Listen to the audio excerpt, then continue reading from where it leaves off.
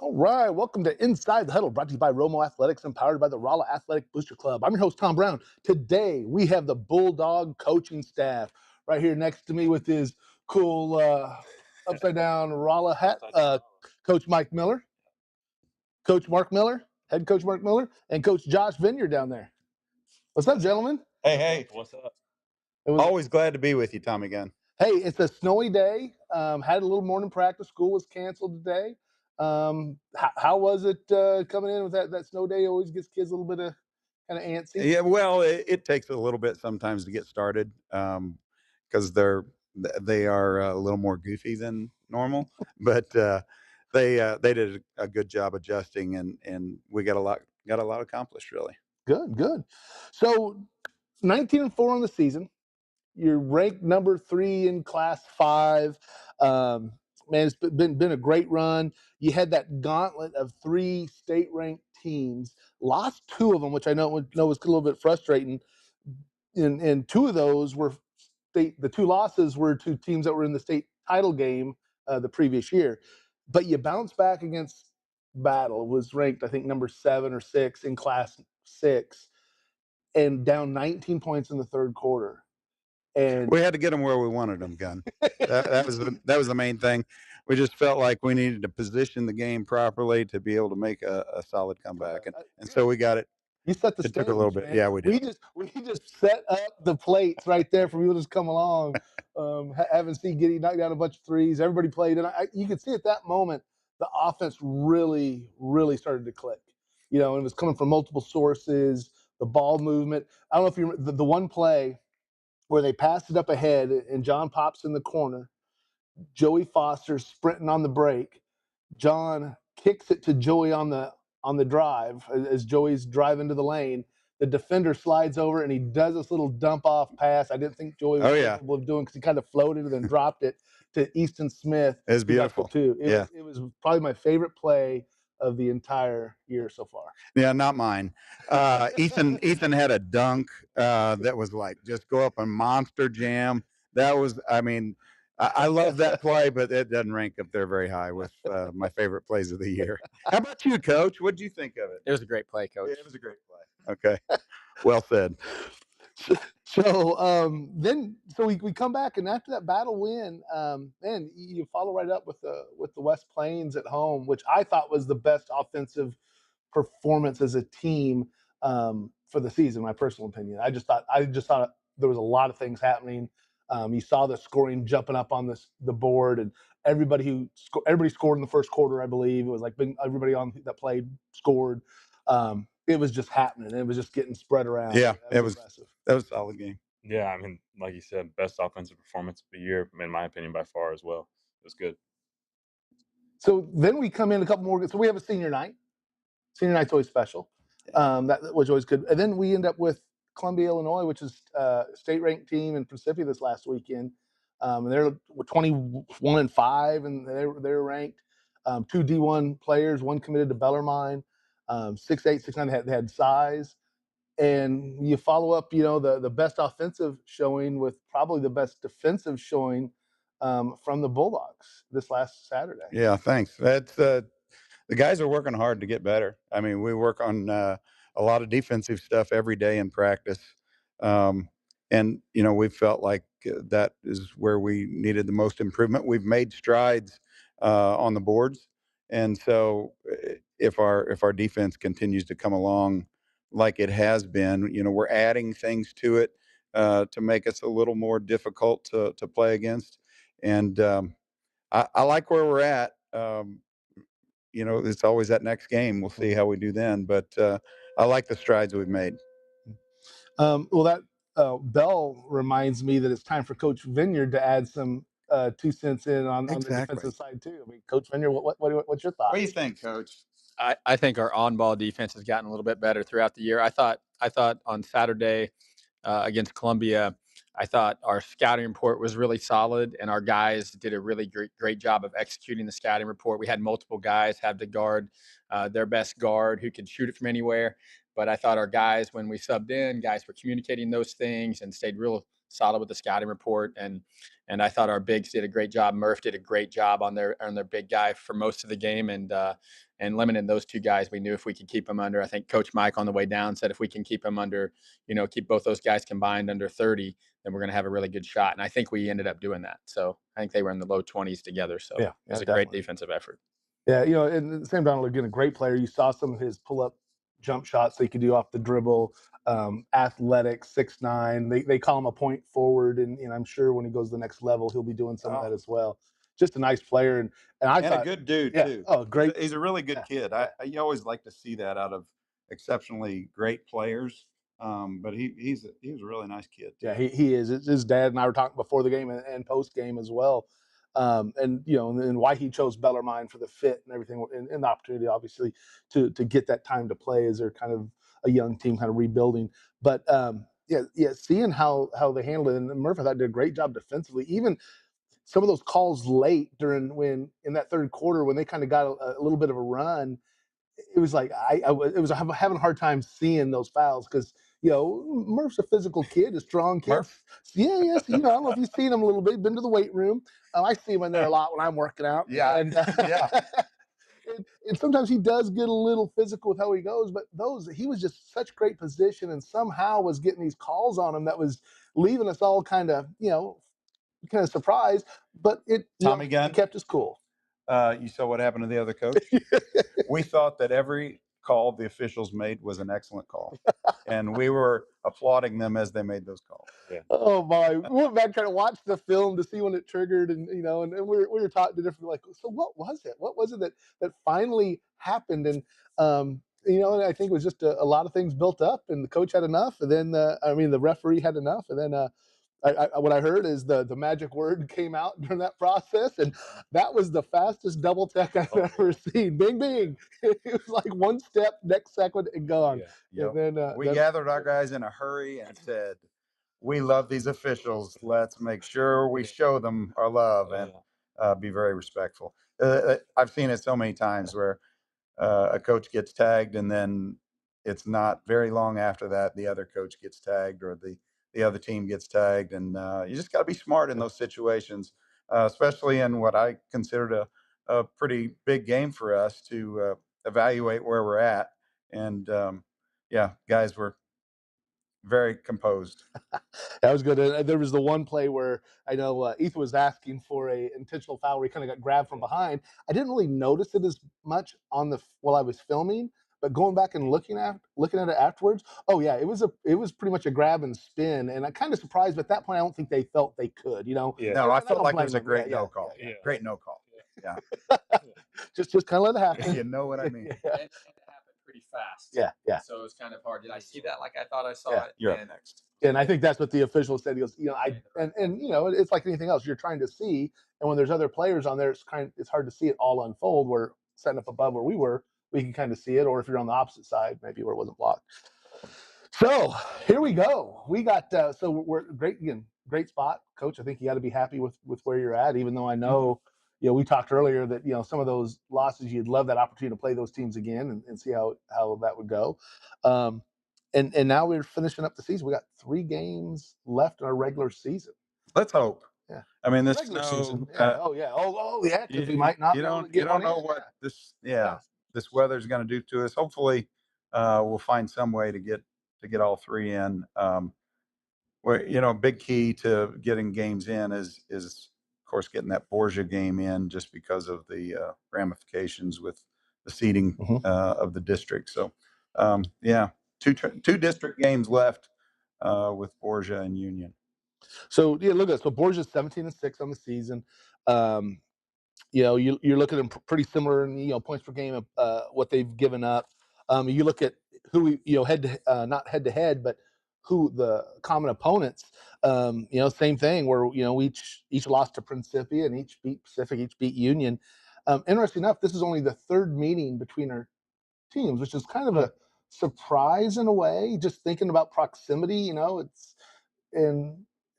the first meeting was in the state tournament in 1955. In Which 55. is when we ended up third in state. Yeah. I think it was a Class 1, or I think it was probably just 1 and 2 back then. I assume it was So two is that divisions. just a coincidence, Tommy Gunn? I don't know. Well, And then the other one was whenever they went on that run, because we played Borgia at S&T a yeah, couple years back. in the sectional game before we went to the quarterfinal in the 2015 year, 14-15 year, and we beat them then. And then our only loss to them, so we're 2-1, was in the Bluefish shootout. 2 or 3 years ago, wasn't it? Like in 21-22 season, Yeah. I believe. Yeah. So only those, but we know Borgia's a talented team. They got a sophomore that can shoot lights out. And they're always going to have their kids ready to play. They do a great job building that program year in, year out. Defensively, they get after you. They're pretty solid. They know what they're doing. And that number one, the sophomore, but he shoots it as well as anybody will see. He can really score it. So you got to make sure we're aware of where he's at. And the thing is with them, he's not the only guy that can shoot it. He can create and get other guys open, and they get open looks. And of course, when you've got open looks, it's makes the game a little bit easier. Yeah. So we're just going to do our best to play some tough D on them and see what we can get done. So that game originally was going to be for tonight, because of the snow that's already came in, and then the impending snow this afternoon into the evening. It's been pushed back right now to Thursday. Now, if everything's good, the weather kind of stops, we're able to get everything clear, that Thursday game, will it still be the 5 games with the girls program? That's the plan right now. And that's an exciting. It's really cool. 5 games. Yeah, kind of a fun deal. I think it supports both boys and girls programs really well that way. So yeah, I was glad to see Cabby put that all together earlier in the season. Yeah, and I think getting the student sections for both, getting the crowd for both, it really kind of helps out. And I know they have some kind of plans on that. So hopefully that can stay. We can keep that there. Kind of develop a little rivalry. Yeah, with a setting like that. Yeah, it's good. You get both the teams, and we'll have the freshmen, and then the JV boys and the JV girls. Is that how it's going to go in the back gym? So in the field house, it'll go freshman boys. Okay. Then varsity girls, then varsity boys. In the practice gym, it'll be both JV teams back there. Girls playing when the boys are playing in here, and vice versa. Okay. So that'll be. So we'll start. 4:30, I assume, will be the start time. That's right. On Thursday. If again, hopefully it'll happen. Then Saturday we head up to St. Charles, take on Orchard Farms, who we have never played, and we have no common opponents this year. Wow. Yeah. The biggest commonality is Kenny Hohe, our baseball softball coach. Kenny's brother, Mike, is the head coach there, and is doing a really great job since he's been there. Orchard Farms, they're a tough team, and I think they've only lost maybe 4 games, something like that. 16-4 right now. And we got to see them there at the Principia shootout. We got there early enough to watch their game, and we better be ready to roll when we play them. Yeah, interesting enough, they're defensively, offensively, they're scoring about 57 points a game versus your 66 points a game. But defensively, they're holding teams to just under 48 points a game, which is pretty good, especially considering some of the schedule they've been on, where we're up around 52, but still. A lot of that, I think, is what I've seen is that they do a really good job of mixing it up, and so you're constantly off balance. You're always trying to check and see what are we going against. They'll be a solid team. We got to be ready. Yeah, move the ball well. They got that Will Wolf as junior guard. We remember playing against him. The kids were talking about that ever since we were little kids, when we meet him in different tournaments and stuff. And he was always a jacked up kid when he was younger, and just a nice. You say he's a Wolf? Wolf, I think is his last name. Wolf. That was Wolf. That point guard. Yeah, that point guard number 2. WLFE, I believe. And I say Wolf if I say Worms. My Jenny gets mad at me. It's my pronunciation. And then we finished up at Union. And again, Coach Parker and I were talking about how. Let's finish it up. Let's take Union here. Let's play them here. Okay. Yeah. That's right. Yeah, we'll finish it up with Union coming here instead. I like that idea. That'd be more fun. Okay, so we made that change. Union's only 4-11 on the season, which Ethan and I were talking through the season about when you look at matchups, and sometimes on the season, we'll have common opponents with the Lady Bulldogs on the schools, and then you have these where Union's been a dominant on the girls' side, and on the boys' side, they've been struggling in recent years. And then you have these other ones, vice versa, that kind of flip around. And it's always kind of that interesting when then you have the teams are kind of both doing well, like maybe like a Borgia or even like a Battle, or like you a have Rolla. like a Rolla. So they're both at 19-4. It's just always interesting how it matches up. But Union's one of those that they've had history of just having really solid teams, kind of intermixed in there, but they've been a little bit struggle, and I think overall it's a pretty dominant performance on what we've had versus them. And you look at common matchups. They're in the are they Four Rivers? They're in the Four Rivers. So those are the teams where we've kind of matched up against and on that. And it's always tough, but it's when they come in, they always seem to be up for us. They always seem to be ready to play for us. We've had some tough games. We had a couple losses back there in 20 and 21 to them. And it's one of those, especially as you wind out the season, as we're prepping for district, trying to keep the kids focused on taking care of business and closing out the right way. I know that's always kind of a challenge. Yeah. This group is. I feel like has done a pretty good job this year of remaining focused, no matter who the opponent might be, and so I don't see that as a potential problem for us. Um, I think we'll come in and get after it. They'll enjoy playing in front of their home fans, and hopefully send Union back home with an L. I like that idea. So then districts start on March 5th, and I think they're played on the 5th, 7th, and the 10th. And they are played right here in Romo, Yeah. in Rolla High School. What do you think of that, Mike? Yeah, I like that. I do too. Yeah. Coach Vineyard? It's a good thing. Yeah. Okay. Well said. So our district, man, is tough, and it's kind of one of those where, early on, maybe we thought, okay, there's gonna be some changes. Now you look at it, so you have two teams that are ranked, ourselves and Jeff City. You have three teams that have been ranked or receiving votes. So Borgia's, right there knocking. Helias had votes early. They struggled as they started the season. Is coming Borgia not I tied don't with think. Jeff City? Oh, yeah, they're in the tied in 10th 10th spot? now. They're Yeah. now 10th. You're right. That was, I think, their first time in there. And then, early on, Camden was ranked early in the season, and then they kind of hit a stretch there in the CMAC where it's been kind of a struggle for them. But looking at the records, we're at 19-4. Borgia's at 17-6. Jeff City's at 17 or at 16-6. Helias at 14-9. And then the bottom four teams all are under 500. So and again, we know Camden can get hot. Camden can play well. Camden just beat Cap City last night by a bucket. So it's all in there. And Marshfield, they've been struggling Union toward the bottom. But after that, I know that seeding. And do you know the date of the seeding yet? Yeah, we're supposed to seed it Wednesday morning at 7:00. Okay. So that's going to be it's going to be interesting. Not having a lot of common. Yeah, we got some common opponents. Not a lot of them. In the head-to-heads, for some of them, with the teams that are out of the CMAC, obviously they've seen each other.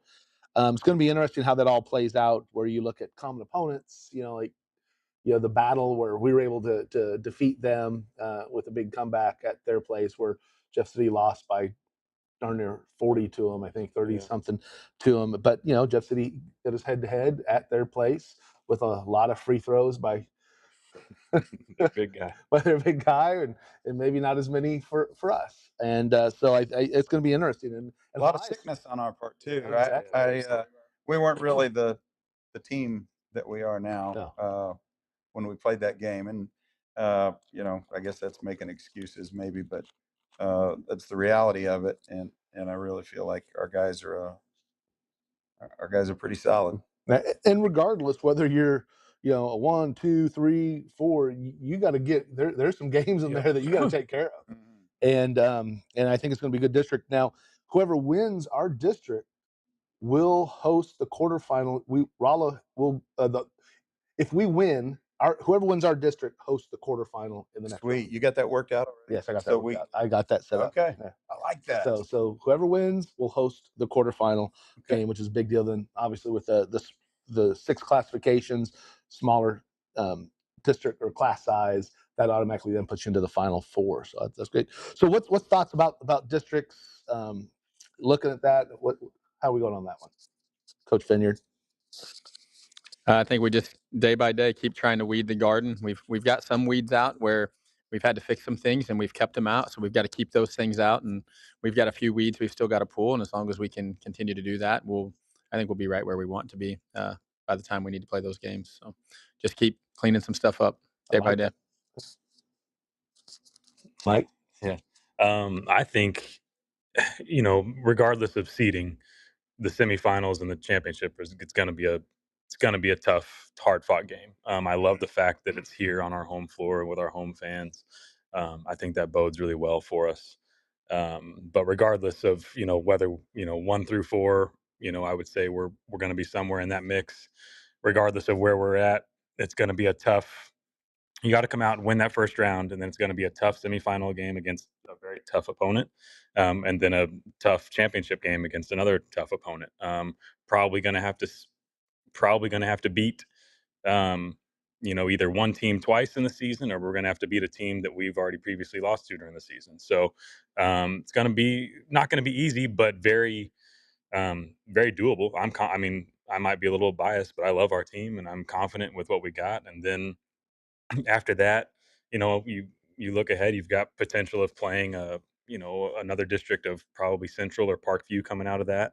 I like that, and I was talking with coach the other day. Like our road is very, very, very doable for us. I think after potentially looking forward after that, we could look into making the Final Four and having a look at Summit Christian or Raytown probably after that, and then we don't have to worry about a Westminster or a John Burroughs until that championship game. So I mean, our districts are where I always said that the best team doesn't necessarily win a district championship. It's the team that has the best leadership and the most just fight and will to be like, we're going to do this. This is our time. This is our home court. Like this is ours. It's not always the best team. It's just whoever wants it more. I've always thought that a lot of district championships, there's some crazy things that happen, but it's that team that wants it the most that usually comes out on top. And you were part of that first district championship for Coach Yeah. Mark Miller. Yeah. In was that 2012? 2012. Yeah, long time ago. And that led to 4 other district titles after that. Something like that. Something like that. Yeah. I know we played in a bunch of them. Haven't played in a couple, so that's one of the. Again, we sit around and have Sunday dinner at the house, and there's of course a lot of talk going on between the boys. Zach played in 2 district titles, won one, lost one, and that was the 15 year we went to quarterfinals, and the next year in 16 we lost. And then Trey played in 4 district titles, and they won 3 of them. Wow. So Trey has the upper hand. Trey's lucky. Yeah. That's what the deal is.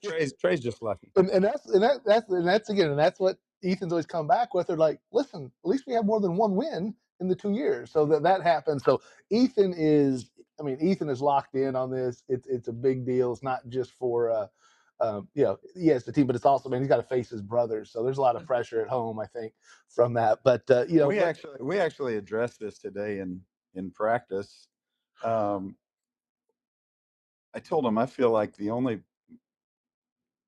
I'm like Mike and Coach. I really like our team, and I feel like good things have to happen. Not always does the best team win a district championship or go on and advance and win the state title. That doesn't always happen. Good things, the right things have to happen at the right times. But I feel like this team is very solid with our defense turning around and being what we think we're headed to. I feel like we've got everything we need. The key component is, when you the way you handle adversity. And we talked today about adversity isn't it's most difficult when you're winning games and things are going well. Adversity is when you're frustrated because coach is yanking you out at a certain time, or you've made mistakes and you're having to sit, or the other team's just shooting lights out on you and you're playing as good a defense as you can do. That's where you find out how well you handle the adversity, is when the tough times come around. And we basically were telling them, we have to stay together as the basketball family that we are, and we have to recognize it individually that when adversity is there, we have to handle it with composure and handle it the right way, handle it positively. But we also have to come around each other and understand that, hey, somebody's going through a bad time. We need to pick them up and we need to be there for them. And it also it goes into their households. Um, you have to make sure that everybody's talking positive about everyone on the team, about the coaching staff, about all things going on. And when you get that positive flow going, I just feel so much more confident, so much better about good things happening for you, and being able to deal with the adversity. Uh, and I think we're prepared. I really think we've got some good dudes that understand it and want to do it. We're not always going to be perfect, but gosh, we look forward to seeing what we've got in front of us. That's great. I like how, bring that to those, that stretch of those three ranked teams that we played with those back-to-back losses. And again, not at our best in the first half of those games, but seeing how the team answered, seeing the shots starting to fall, seeing that the comebacks, and again, bring back and taking the lead late against Jeff City, but then in battle just kind of, didn't let off the gas. And what you saw from, again, a diverse group of people stepping up and scoring, which is, everybody has roles and everybody can star in the roles. And some days those roles are to be the star. Yeah. And that's, I think, one of Yeah. yeah. We've got so many guys that their role changes from day to day. Yeah. And it makes for such a great team when you've got guys that can step into different situations and perform well. And man, just not only are they good basketball players, they're good dudes. We all three of us love them. We've had lots of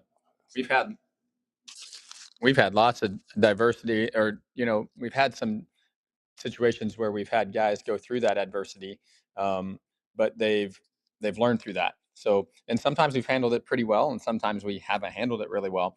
But I think all of those guys collectively as a group, we've learned how to handle those hard times, and we've grown from that. And now we're at the point of our season where our goal is for it. Hopefully, it won't affect us as much. We'll push through those things. We'll handle it all the right way, and that'll give us our best chance to reach our best potential. I think we're in a position where we can reach our potential, partly because we've had some hard stuff happen and we've had to handle it, and they've done well sometimes and other times not. But I think collectively we know what we need to do now, and we can do that. So it's fun to see that part of it too. Yeah, definitely. So we've seen all the We tried to prepare them growth this morning, just telling them, be prepared because the adversity will come. Death and taxes. Hey, it's Right there. when you're going to try to make a run like we're going to, adversity will fly up and try to grab you. And the key is being prepared before it hits you. So I think our guys are. Yeah, it's I love it. And we talked early on about how even with that record we had early on, that we never felt like we just didn't feel. Hey, it wasn't great. I mean, you haven't seen our best. You haven't even seen close to our best offensively. Never. We didn't. We had a half of a game here and there, but we didn't have those games where it was going. And then defensively was, it was like it always seemed like it was Trying to like, get there. and you're seeing the pieces and the different players hitting, the different players stepping up. It is.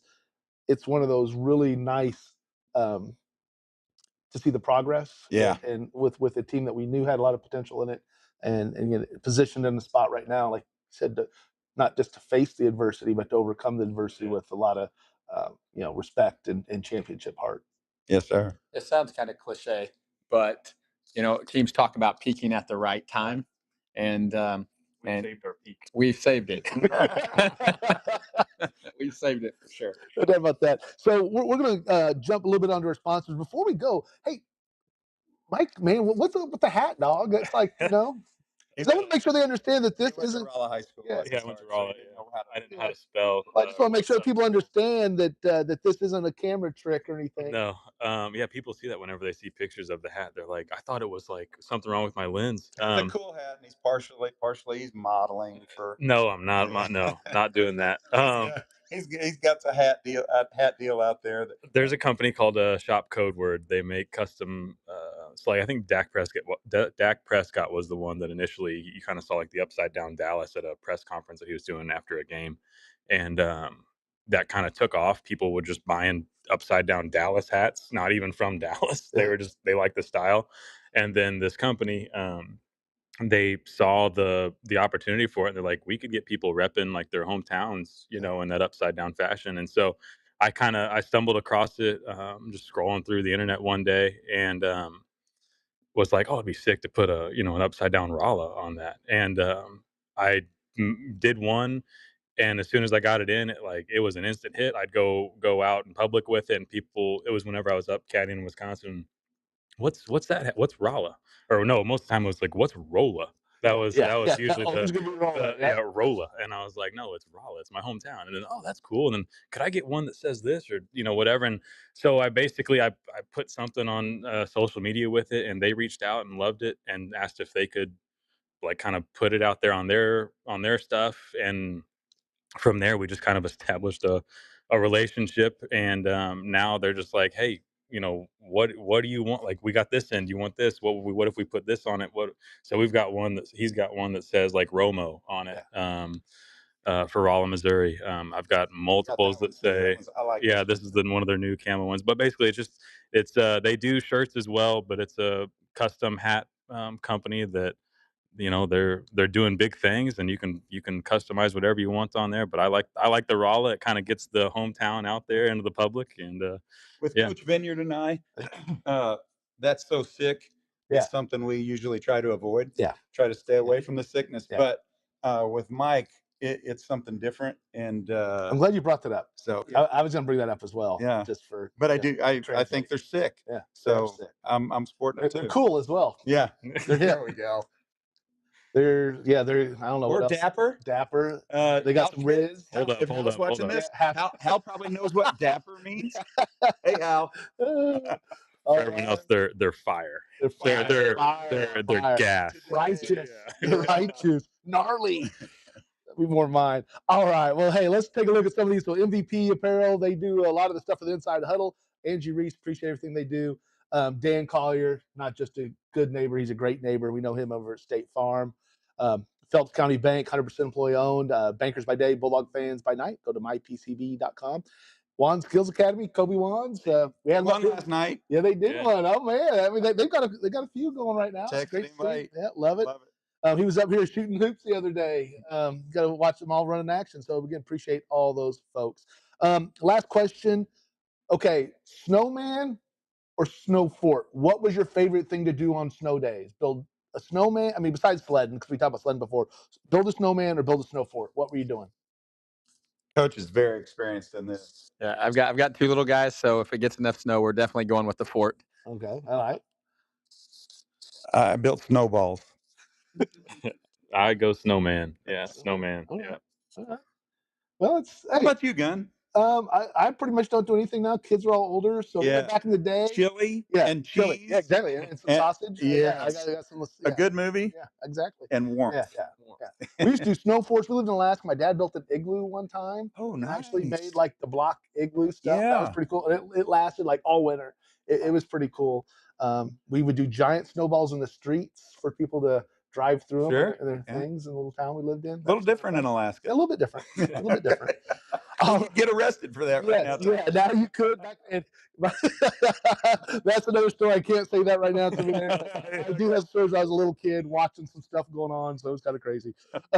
All right, so Coach, good luck on Thursday. Hopefully, we have the game, and for the rest of the regular season. Thanks. And then I'm sure we'll talk before we hit the playoff run. Absolutely. Let's do it. Thank you. Appreciate it, man. So for the Bulldog coach and staff, I'm Tom Brown from Inside the Huddle to the Heart of the Game. We'll see you next time.